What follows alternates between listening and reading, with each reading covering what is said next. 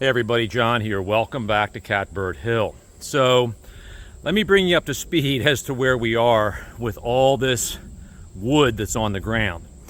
So just kind of beginning the video with that little tour, I'm really not good at estimating how much actual firewood we have on the ground right now, but I've had a couple of people look at it, and they're guessing somewhere around 20 to 25 cords, and that's not all of what you saw in the video there. So we do have a lot of other areas where I've got trees down. The good news is all the trees are down, the logs are on the ground. Now we got to start cutting them up. And one of the challenges, as you might imagine if you've been through something like this, is where do you start? I mean, I literally could start cutting up wood anywhere it happens to be, but I began to realize the other day that my best work now is probably doing the work that makes the future work easier. And I'll show you what I mean.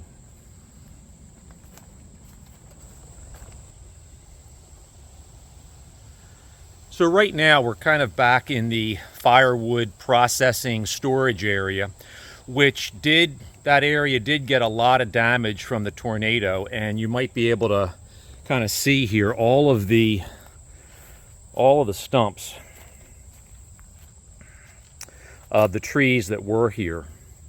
So this area was heavily affected, and a lot of the trees you see over there, particularly some of the pines, are the ones that came out here. But what I began to realize is I've got wood, trees lying in areas like this right here that I need full access here. I need to get the tractor back to be able to get to the firewood racks here, which you can see are empty. I've been selling a lot of bundled firewood. In fact, we are running dangerously low. Not more than 6-8 weeks ago, both of these racks were totally filled, and now they're essentially empty. I've got a rack of ready to go dry ash and walnut here. Now the reason that I've got it covered right now is we're expecting about an inch and a half of rain later today, which we desperately need. But that's basically ready to be all bagged up in bundles and sold. So I need to open up this area so that all of the wood, no matter where I'm cutting, whether it's over here or in the back there where I showed you a little while ago, I need to be able to get all those rounds moved back here, because what I'm probably going to be doing is actually bringing the wood splitter back into maybe this area here and just splitting right from here. And I can basically split and just toss onto the racks and start stacking it up. And the other thing that I began to think about, and I've wanted to do this for years, and now I think my hand is being forced. I've always wanted to have a level of organization with the firewood where I have each rack a particular species. We've got our cherry, our oak, our maple, ash, etc. And now I have so much of each of those different species of wood that I can easily do at least a quart or two of each, if not more. So that's the plan, is to actually create individual racks by species. Now, I don't necessarily plan on selling, a certain species and saying, hey, this is cherry, it's going to be an extra $2 a bundle. I'm not planning on doing that. The reason I'm doing that is I do get requests from customers who want a particular type of wood for either smoking meat, or they may want it for just, that's what they like. Some people really like cherry, some people really like ash. So I want to be able to make the preparation to satisfy those customers a lot easier. So what we'll do is the work today is primarily going to be opening up this space here and being able to have enough opening to get the tractor back through here. This is actually all pear. This was, I believe, a large Bradford pear that came down. and it's just nice firewood size. Pear is a great wood. I don't know if anybody uses it for smoking or not, but we've got plenty of it here. So the good thing is I can basically, you know, make this into rounds, have the rounds right here, bring the splitter back, and we'll be ready to go, starting to fill up these racks. So that's the goal today, is to do the work that makes the future work a lot easier.